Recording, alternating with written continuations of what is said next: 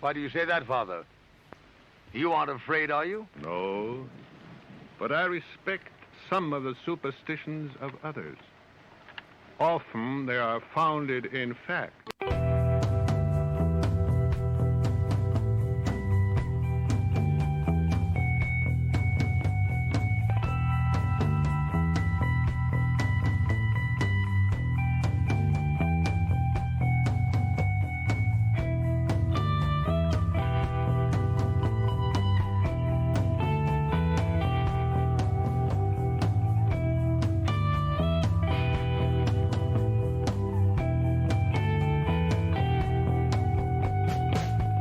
Broadcasting from our Sanctum Sanctorum in Venice, California, this is the Sixth Sense Society. I'm your host, Krista, here with our producer, Michael, and today we are excited to have on the show Anique Radiant Heart, all the way from New South Wales. She is High Priestess of the Global Goddess, a scholar, a sacred singer, songwriter, and an acclaimed spiritual teacher dedicated to assisting women to reclaim their natural spiritual authority. And we're going to get to know her very well today. But before we get started, Michael has a few announcements. Hi, everybody. Welcome back to our broadcast. It's really great having you guys here. We've got lots of great stuff coming up. In addition to Anique today, we have Brother Valdir Fiera next week, and he will be talking about Freemasonry and perhaps some Scottish Rite stuff and so forth. So that should be very interesting. And then on the 23rd, a show that we've been very much looking forward to, we have Gina Armstrong and Victoria Vanchek from Haunted History, British Columbia. And we'll be talking all things cryptoid, so Bigfoot to Loch Ness Monster and everything in between. So if you guys are into that stuff, I find that all fascinating. So I'm really looking forward to it. It's going to be a fun show. And then we're going to end the month with Reverend Jim McGrath, one of our regulars and one of our favorites. Get all the information on our website, sixthsensesociety.com, SIXTH, all spelled out. And while you're there, buy us a coffee on Ko-Fi if you can afford it. It helps with our production costs. And we are doing some tarot classes starting on August the 18th as well. And you can go to Eventbrite and find out some information on that, or just get a hold of us. So keep it really low, so we only have 6 spaces. So if you're the first to sign up, great. And then, as I said, just get in touch if you have anybody that would like to be a guest that you think might be interesting and whatnot. We're happy to reach out. So don't want to take up too much more of your time because we've got a really fantastic guest today. So with that, I'm going to send it back to you, Krista. So take it away, Krista. Great. Thanks, Michael. Looking forward to the rest of the shows for August. We have one extra show this month because we have an extra Tuesday. So welcome, Anique. Hello. I'm happy to be here. Thank you for coming on the show. We're so excited to have you. Thank you. So I was curious. I always like to get to know where people first are interested in their spiritual path. So what was it that drew you first to the goddess, and when was that? Oh, wow. Okay. That's a long time ago. All right. So I'm 75 and I found the goddess when I was 28. So you do the math, long time ago now. But primarily the goddess came to the forefront of my life when I discovered feminism, really. It all started at a time when I was pretty well questioning everything. I'd come from a very sheltered kind of Middle Eastern background, had an arranged marriage, etc., etc. So I had a pretty limited view of the world. But then something happened, and I met. It's a huge story. I'll be here all day, which is why I'm editing it a little bit. I met some women who invited me to come to a meeting at what was then called Women's Liberation House. And I went, and I was absolutely gobsmacked at what women were thinking and what women were saying, mostly around self-empowerment. This is going back 50 years ago, don't forget. So back at a time when, women were really, really questioning so many things. And there was the Vietnam War and all of that business was going on. So I was questioning everything. And in meeting these women, they started to talk about women's spirituality. And I was immediately intrigued because it made perfect sense to me. If everything that gives birth, if everything that brings through life is feminine, then surely the great creative force would also be feminine. That was my thinking. So it kind of started with that. And the first book that I read was The Great Cosmic Mother of All by Monica Shu, the late great Monica Shu. And it was her original A4 monograph. It wasn't even the tome that she later wrote with Barbara Moore. It was that original A4 monograph, which was pure Monica, pure feminist ideology linked with spirituality. So it filled something that had been missing within my inner world. And I started to read everything I could possibly read about women's spirituality, about the goddess, about the ancient cultures of the goddess, how they celebrated her, how she became a living form in their worlds, how did they bring her forward, how was the society structured, what did women do? I mean, it was vast. It became a vast exploration of a culture that had been hitherto completely hidden from me and millions of other women, the culture of women. So it was a pretty exciting journey.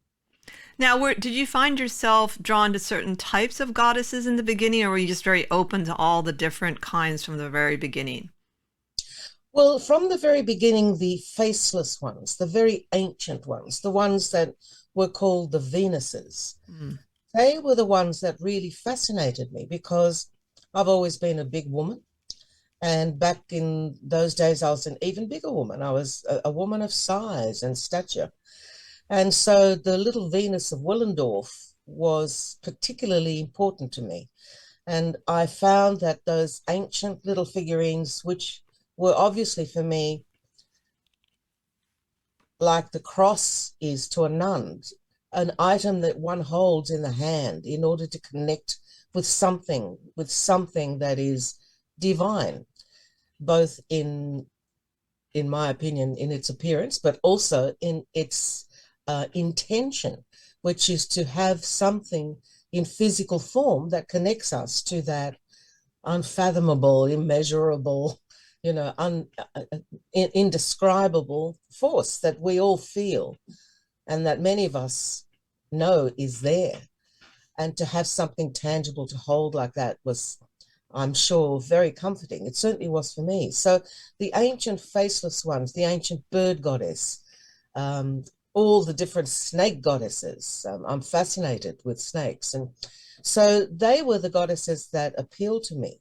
The later goddesses, of those, Kuan Yin has always held a special part in my heart. I have her here on my desk altar. I've got her throughout the house, in the temple, and so on. The whole notion, of course, of compassion was pretty central to the way that I observe the world and the way that I felt the world needs to respond to any situation or any being or entity. So she has always been very important for me, as has Hathor, because I was born in Egypt. And so the great Hathor, the great cow goddess, has a special place in the pantheon of goddesses for me as well. But I certainly was never, ever interested in the patriarchal goddesses. So, for example, the later Greek goddesses, the Roman goddesses, they hold very little power for me.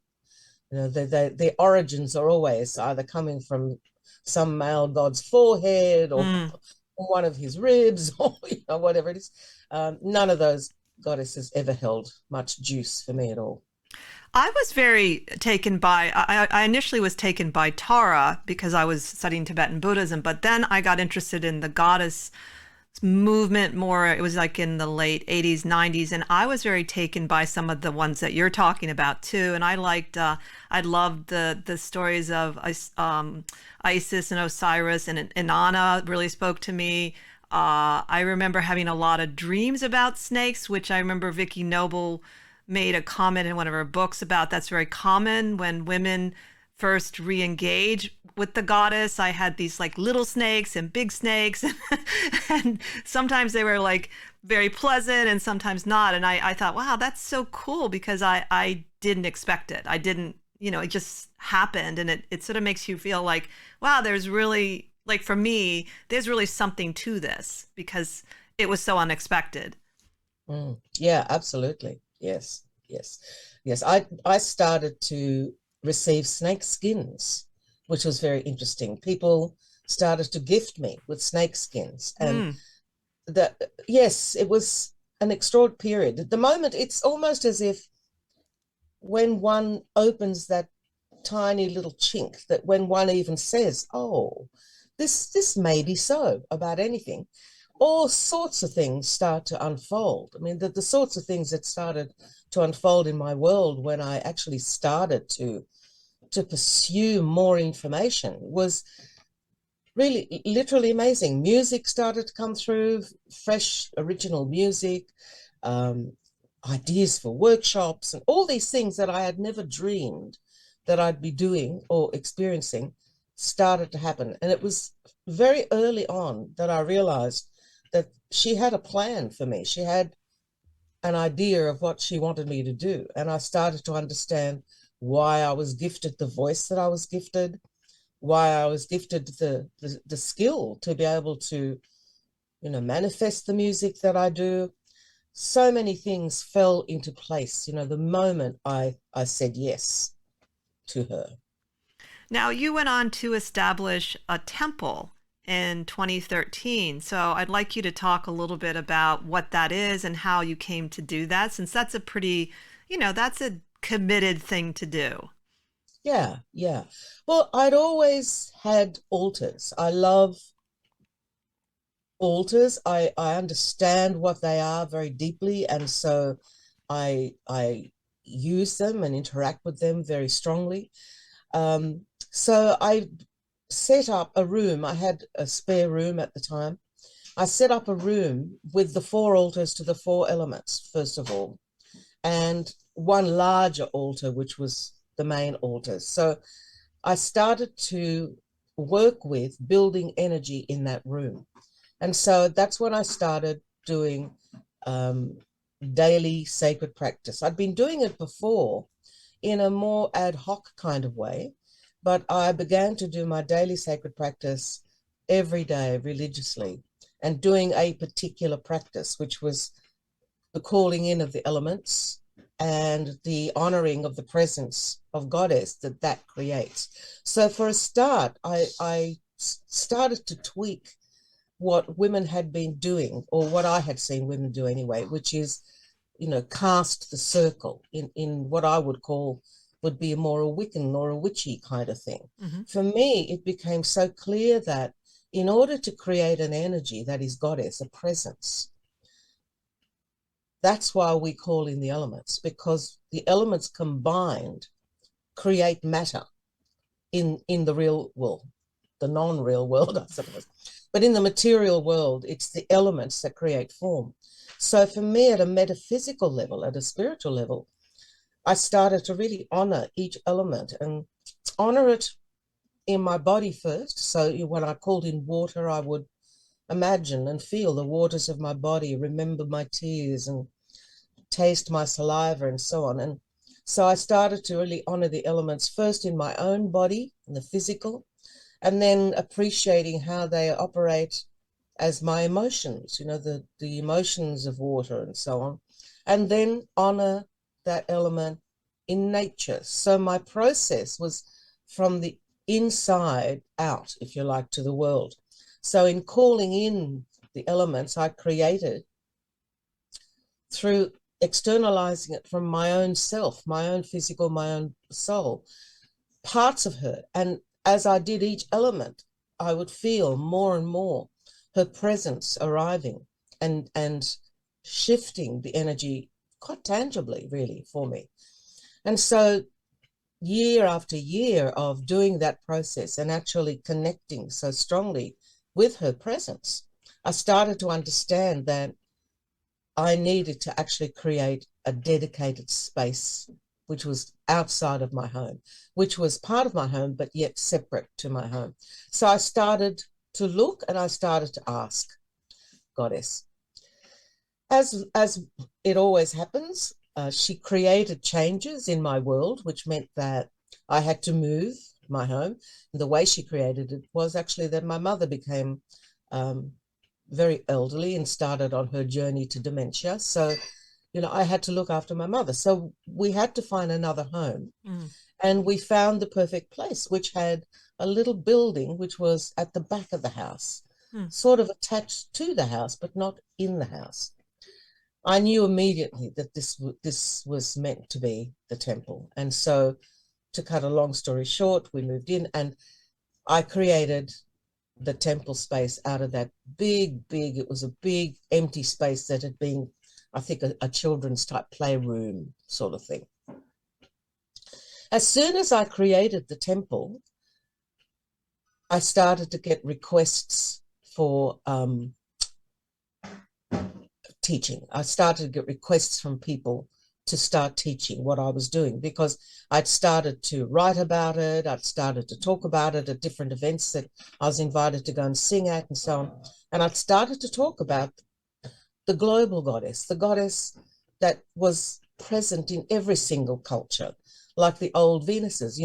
They were present in every culture in the world. I have no doubt about that. Even some cultures we may not have even found yet. She was everywhere. And so I couldn't teach just about one goddess. I had to teach about the global goddess, as she is everywhere. And so that meant a whole new way of doing virtually everything.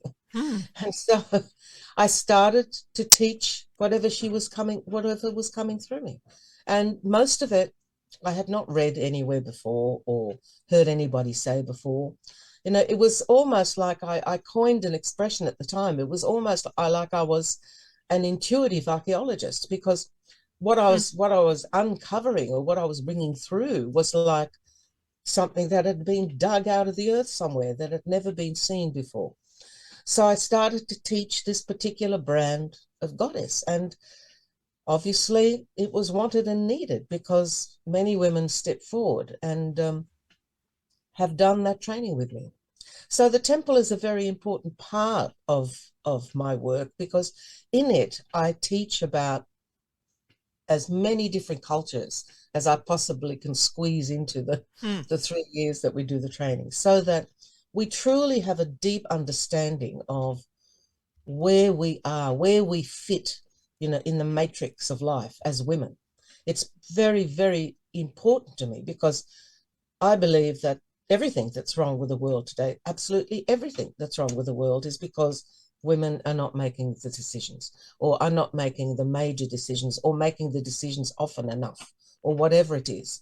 So for me, that will only happen when women truly, deeply believe that we have spiritual authority in the world, that purely by virtue of our ability to bring forth life and nurture life in our own bodies. I'm in no way a biological determinist, please don't get me wrong, but I feel that that is a critical thing. If we're talking about creation, the creator, I think we need to start saying the creatrix, and she who is all, so that we are named, constantly named, and not constantly erased in the world. I wanted to go back to something you said at the beginning, which I found really fascinating when you talked about the elements. I've never heard anyone talk in that way, doing a circle where you notice the elements in your body. In fact, most of the books that you might read, which are very valuable, by the way, it is more like, it seems like the element is external. And I love that you do that, and that you did that. And I thought, wow, that is really amazing. And I can see from the very beginning, it sounds like you were really in your body spiritually. And it's something I've been talking a lot about off and on, myself going in and out of like taking care of my body in a spiritual way, like not just getting in my head, just doing things. And as I've gotten older, I want to do that even more. And that was why I was drawn to the goddess too, is I feel like it embraces the body. And for women, particularly right now in the United States, where we're kind of going backwards, it seems like a very critical time around the whole female body and spirituality. I totally agree with you, Krista. I think this is a very critical time in the whole world. And of course, the spotlight is on the US at the moment, but it seems to be happening everywhere in the world, that there is, for me, it feels as if there is a shrinking, in a sense, of women's voices in certain arenas. And I feel that's because there's a big push in the world at the moment for inclusiveness and rights for people, and looking at the colonizer mentality, all these things that are happening in the world today, at some level are making women afraid of speaking out, making women afraid of saying what they truly feel in case they are criticized for not being inclusive, or of trying to co-opt other people's cultures, for example, or, you know, try to be too separatist in ways that women need to be sometimes. And I feel because of that, there is a gap that the patriarchy has been able to step into and start to impose its will again, as it did for so many years until the 70s and 80s, when women started to say no, that enough is enough. So we have been doing that, of course, with the Me Too movement, and in other ways as well. But I know personally of many women around the world that previously may have stood up and been active again, are just laying low because they are just so tired.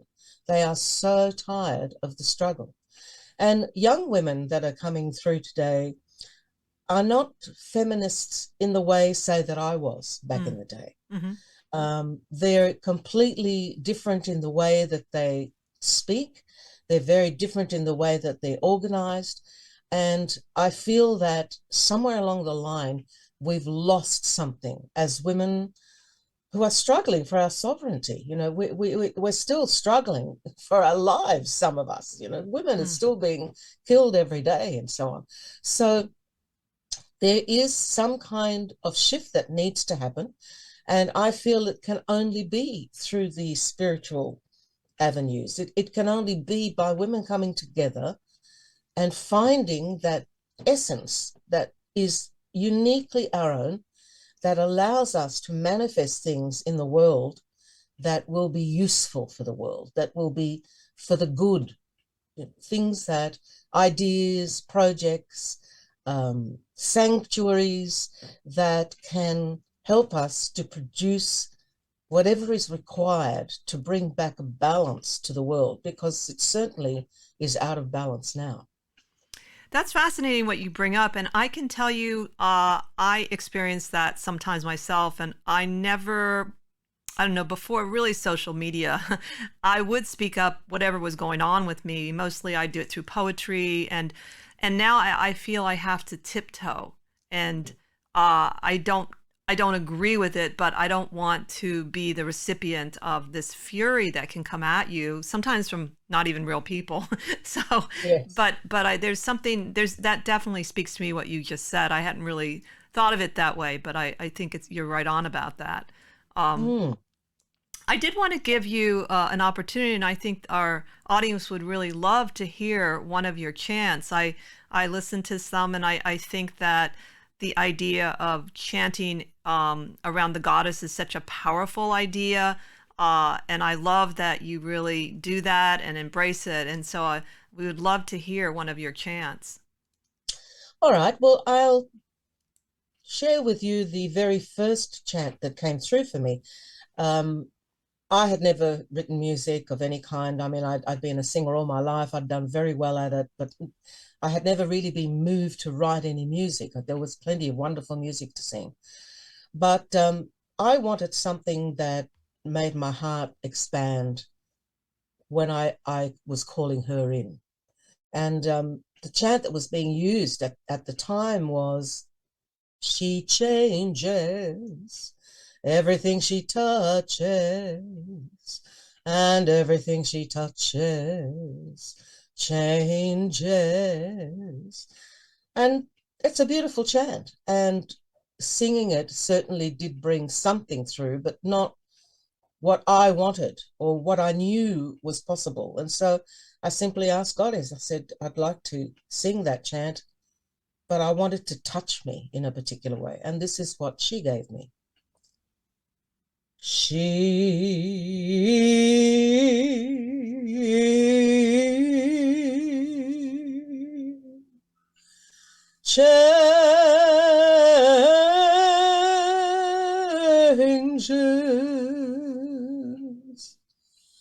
everything.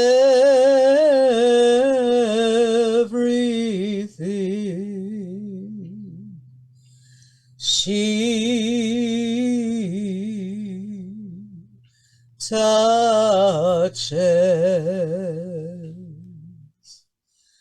everything.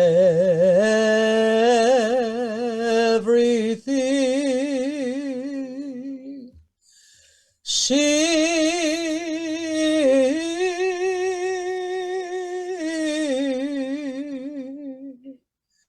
touches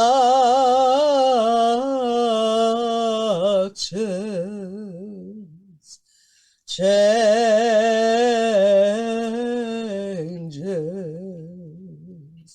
She changes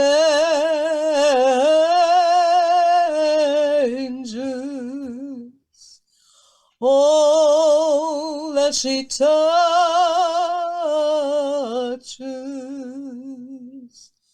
and everything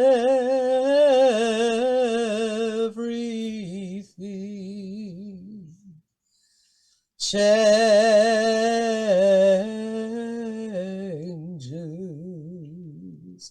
Blessed be,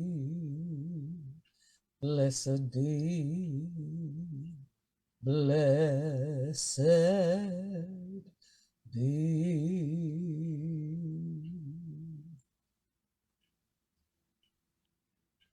That was beautiful. And I can feel in my own body and in the space around me, I can feel a real shift. I don't know if you can. Well, I wanted to share something with you. Once I connected with you, I remembered I'd kind of forgotten how much I really liked some of the goddess chants that were going around. And that was another thing I would do. I would just sing the chants a lot more as part of like a inner, organic practice. And it really, even just talking to you, then listening to it really touched my heart. Listening to your chants, it made me remember that. And I haven't for years listened to, or even I started singing them again. And it really, I mean, I think you really are, very effective in terms of touching people. Because I just listened to a few of your chants, and also just even connecting to you, I felt that right away. Oh, And thank you. it's That's very good to know. healing, actually. Oh, I'm glad. Thank you. I'm doing my job. You are.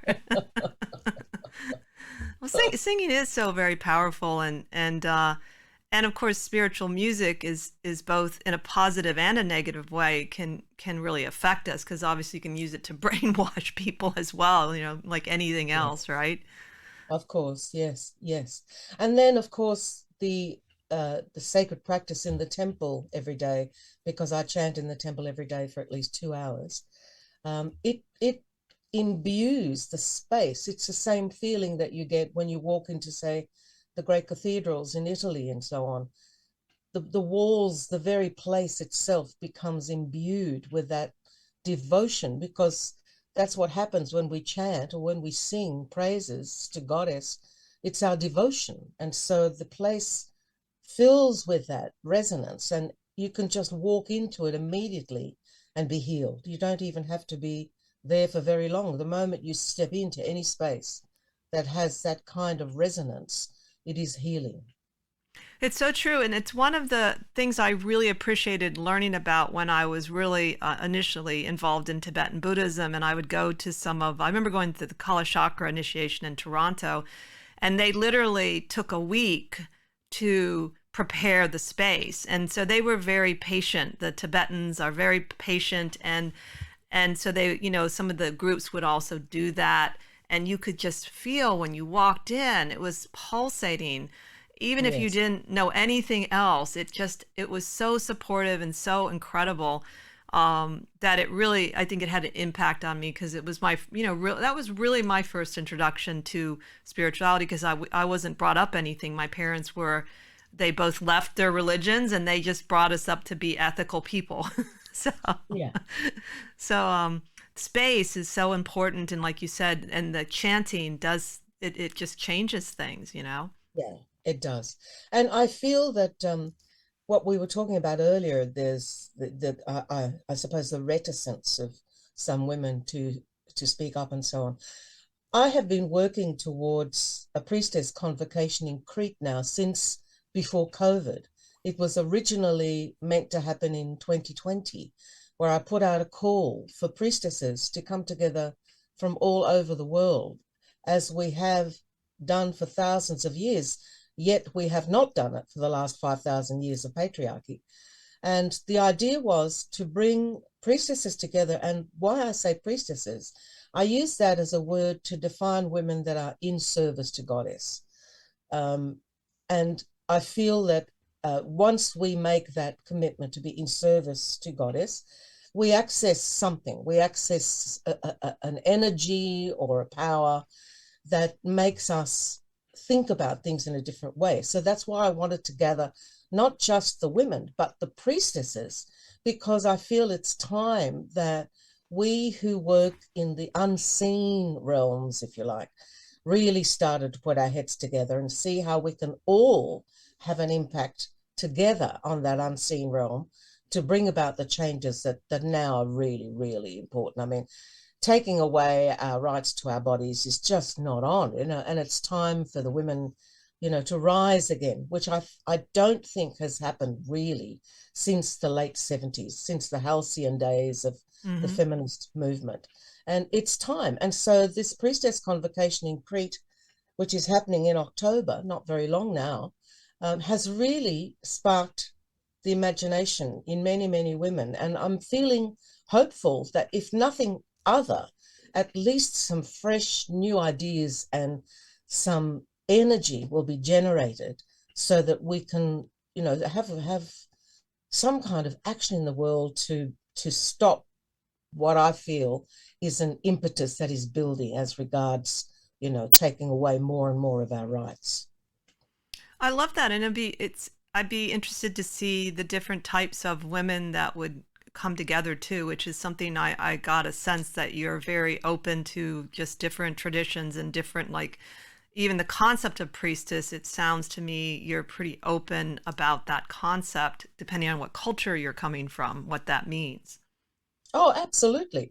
For me, priestess, I mean, it's a patriarchal term. The word, it comes from priest, obviously. So, and it's interesting when I was born in Egypt and I take tours to Egypt as well. And when I first asked the guides, show me the hieroglyph for priestess, they said there is no such word in the ancient language.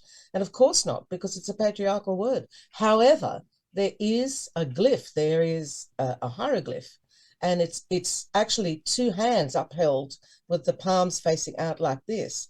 And what it means is she who serves. And we know from that those that served in the temples were she's, but they're not depicted like serving girls, not at all. They're depicted like goddesses. And so we know that they were the priestesses. They were the medicine women, the shamankas, the curanderas, they were the spiritual women of that culture. And yes, I just wanted to say that. I love it. So how do you view, in your mind, the integration that hopefully will happen between the men and women spiritually when it comes to women's spirituality? And that, I do understand there are some men that are supportive, but nevertheless, if you were to go to many goddess events, or even as a professional tarot reader, I get more women coming my way naturally. And how do you think that can happen more, that balance? Well, I think it's really simple. If we can take it back, say, way, way, way, way back, as it is, the balance that we seem to have on Earth with 50-50, let's say, for argument's sake, men and women, that's not a natural balance. It's not a natural balance at all. It's happened after thousands and thousands and thousands and thousands of years of genocide of women, killing of girl babies, etc. I won't go into that, but I'm sure you know what I'm talking about. And so I don't think it's a natural balance that there be 50% men, 50% women. I think it's more like we see in nature, one male lion to 10 lionesses. Now, when you have that kind of what I feel is balance in the world between the sexes, then we have one male who's standing or sitting outside of the circle of women, making sure that the women's business can be done in safety and with beauty. That is the role of men, in my opinion. And I pray that one day there will be a great awakening amongst my brothers, and they will be able to drop the burden and allow the women to be doing the work and be our protectors and our enhancers, because men's creativity is awesome once it's opened up. However, their creativity is not channeled in any way at all in the patriarchy. It's not really encouraged, whereas in a strange kind of way, women's creativity is, because in the patriarchy, women are the captive women. They're captive in the home. That's where they're supposed to embroider and to cook and do all those things that are incredibly creative. So I feel that men have got to find their creativity, and in finding our creativity, we access creation, we access the understanding of the power of creation, and that there is something of great beauty in creating without necessarily having to make some kind of profit or for it to have any kind of sort of practical use. That creating beauty for beauty's sake alone is a most wondrous thing. And I feel that that is what has been lost somehow in the psyche of men. So if men can find beauty in being a protector and an enhancer of women's work, that's the way it's going to work in the spiritual world. And it won't, I'm sorry to say, it won't work any other way, because I personally don't believe that men have the what's the word for it? The emotional fortitude to generate the kind of devotion that it takes to bring about the kinds of changes that we're thinking about in the world. Whereas I feel that women do. Well, I will say that using talking about the word devotion, I think that it does seem in history, through many religious traditions, it's women who are the devotees. We've had our friend on who's a wonderful Christian minister, and he's a feminist, by the way. And he, he talks about how the churches were filled out by women, and that's true even in. I noticed in Buddhism there was usually more women going and more women participating, and that idea of devotion does seem to come natural to women, from what I can tell, just from my experience. Yeah. Oh, absolutely. It's absolutely natural. It has to be. It has to be innate within women, because we are the carers. But that's not where it stops. It has to be recognized as more than just, that we are individuals who care for the small ones that we produce.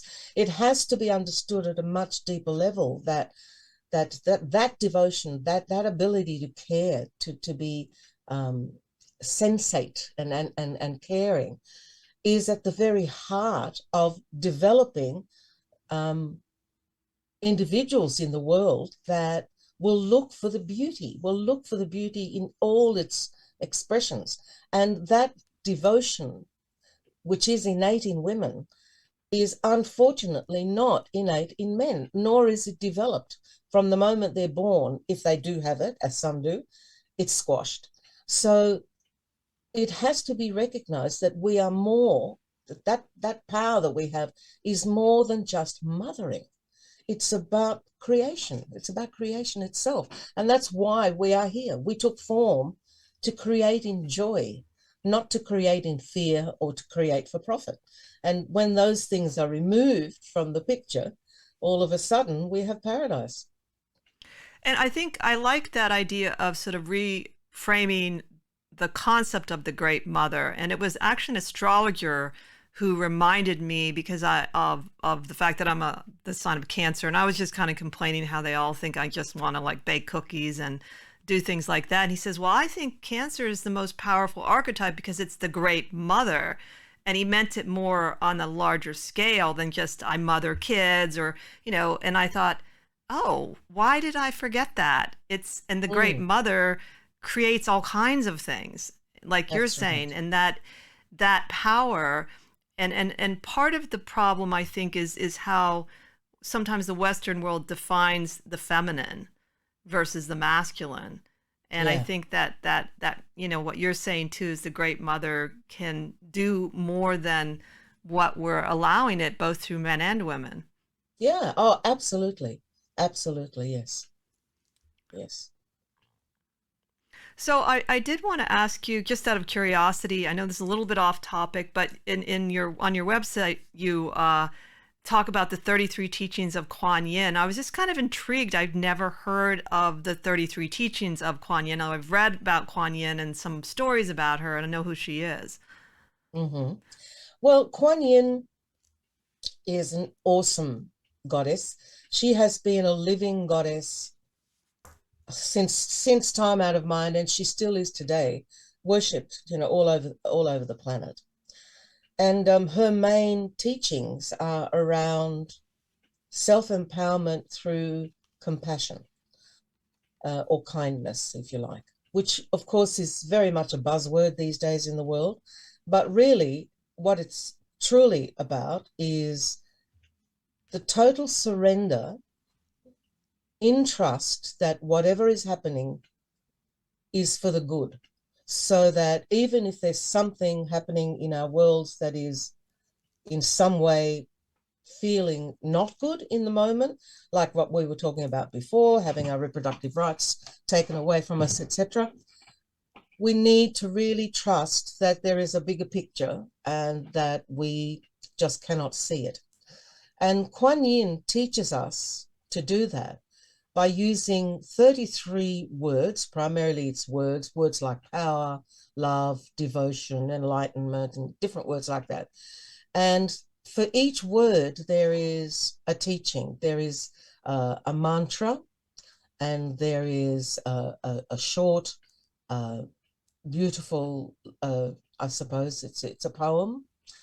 And each teaching gives us a blueprint on how to live our lives in a good way. And every it's a Buddhist tradition. Every Buddhist temple that I've ever been to has these 33 teachings. Quite often they're in a beautifully carved jade box. They're printed on rice paper, and these are made from wooden printing blocks that are then inked with black ink and pressed onto the paper. They're absolutely beautiful and, incredibly sacred.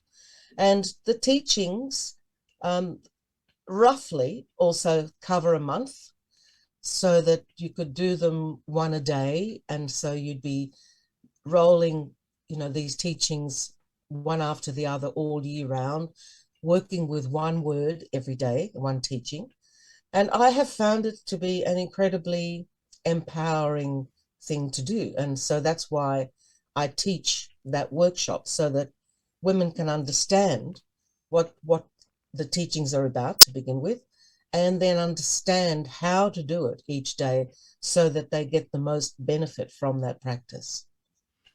I love that. I know a lot of women relate to, even just on a sort of basic level. They loved the image of Kuan Yin and the stories of Kuan Yin. Even if they don't go any further, there's something very beautiful about her being that I think attracts a lot of people just on the surface even.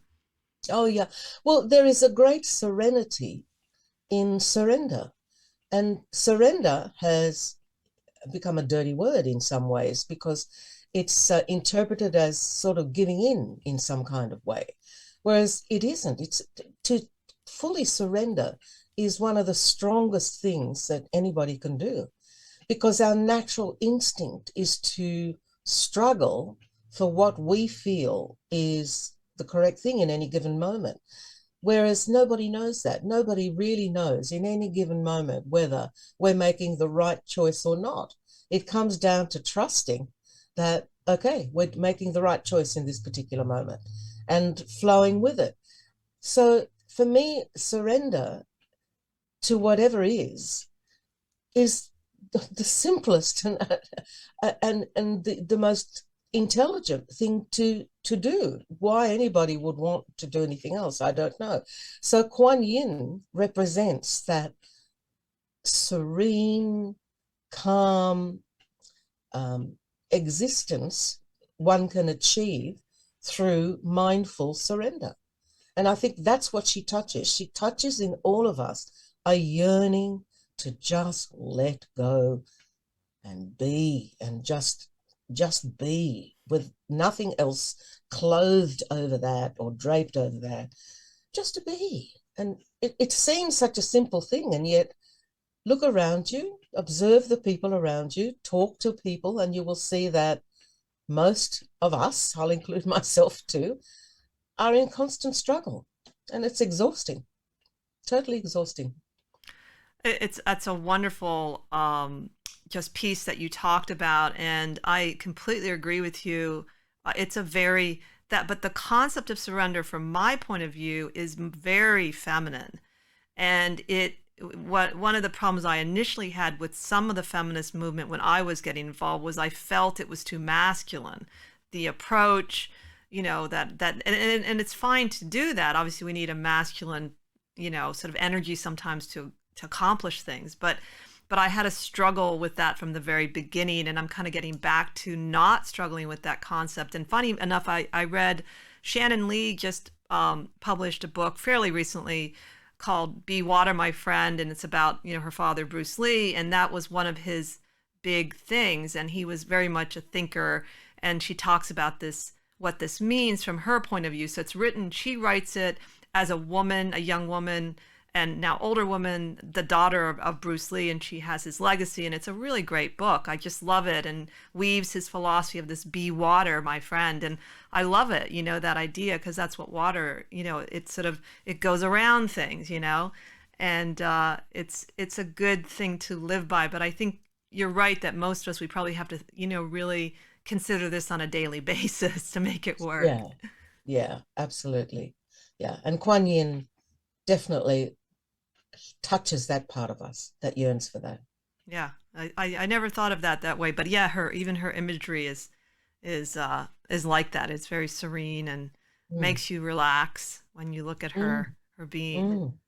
Now, I did want to mention before we're getting a little closer to the end of the show, sort of the best way to contact you. It looks like you have a website, goddess.net.au. Is that a good place to start? Yes, I think Facebook. I'm on Facebook as Anique Duke, D-U-C. But if you Google Anique Radiant Heart, a lot of stuff comes up. And, these days I tend to be at my computer most of the day, because I'm always working on some project or other. I keep saying I'm going to retire, but I doubt that'll never happen. And so I'm always here. I'm happy to receive emails at Anique5@bigpond.com. And I'm always happy to respond to anything or anyone that reaches out to me. And then I think that there's a separate website for the Priestess Convention, correct? If people want to find out more about that.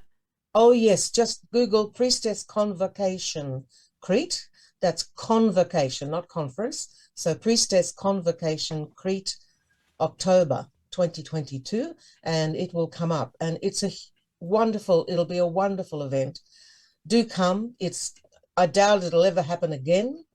It hasn't happened, as I said, for 5,000 years. Well, it's happening, and hopefully it will be as wonderful as I'm dreaming it to be. Now, will there be any opportunities if people are there to live stream any of the event or record it for later if someone can't come? We're hoping to. We're all volunteers, and so I cannot say for sure, but we're certainly hoping. So I was wondering if you could share maybe some just overall advice for somebody. I always like to ask people that have been on a spiritual path for a long time, if I was new to a path with the goddess and I really wanted to get more involved, what are some things that you would advise based on your experience on the path yourself? All right. Well, I'm a reader.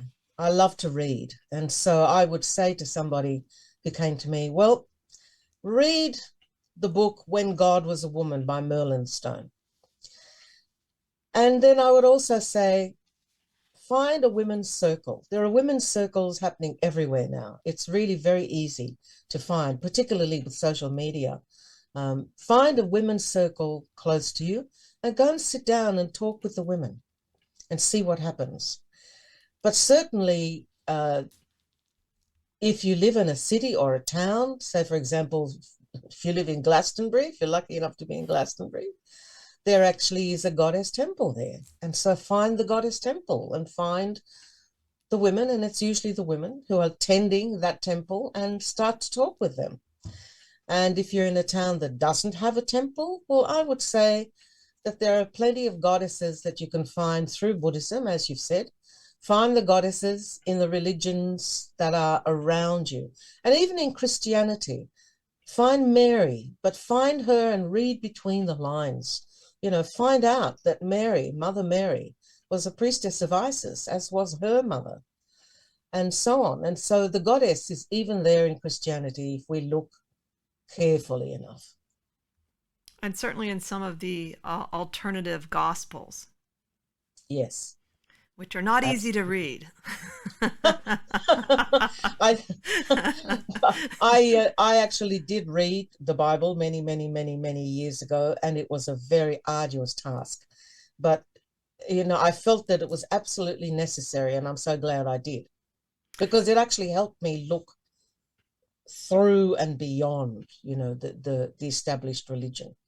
So, yes, I would definitely advise reading as the best way to gain that knowledge. That's funny. I tried to read through the Bible straight, and I just couldn't get through the Old Testament because of the position of women was just too depressing for me. And I said, Yeah, then well, there is that for sure. yeah. Yes. So, and then is there anything else you would like to just add in terms of what you would like to, just a thought or two that has come to your mind while we're doing the show? Mm. Well, I guess what's crossing my mind a lot these days is that I'm getting older, and it's becoming important for me now to see women keeping on with the work. In other words, not for us to sit back and think, we've arrived. And I think Goddess is showing us that with what's going on in the world. And I want to urge my younger sisters to talk to the older women, to talk to us, to explore how we think, because I feel that the younger women today are extraordinary in their ability to network together and reach out through social media and so on. These are areas that certainly for me at 75, I don't find easy, nor do I find them attractive. So what I want is for younger women to talk with us, to find out some of our old-fashioned values, perhaps, I don't know, but there's something that feels to me is being lost as the older women die off. And certainly within the goddess tradition, some of the older women that were absolutely instrumental. So, for example, Carol Chris died last year, and she wasn't even that old. And she was an incredibly powerful voice. Lydia Rule passed a few years ago. And the older women are going. And I fear that something very valuable will be lost if some of our ideas and some of our ways of thinking aren't captured and written and looked at and even studied, by younger women. Because I think the radical edge that some of us have around the imbalance of the so-called masculine and feminine in the world, I don't think there's many of us still talking about that. And I think that's still at the heart of everything. The fact that people think that masculine, feminine, 50-50 is the balance. It's not. And that is what is destroying this planet and the whole world eventually, because we're not going to be satisfied just destroying this planet. We're going to try and destroy the whole cosmos.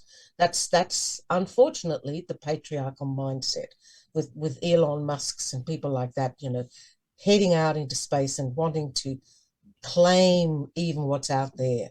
So I feel that the older, more radical women who are still articulating this concern around the patriarchy are really important, and we need to be heard and we need to be listened to. I think that's a beautiful way to end the show. I totally agree. And maybe we have a topic that we'll talk about later for the future. Thank you so much for coming on the show, Anique Radiant Heart. I really enjoyed meeting you, and I look forward to talking to you again someday, hopefully. And thank you all. Thank you. Thank you, Krista. Thank you for the opportunity. You are most welcome. And thank you all for listening. Join us next time as we continue to explore the esoteric and the obscure together. Have a beautiful week.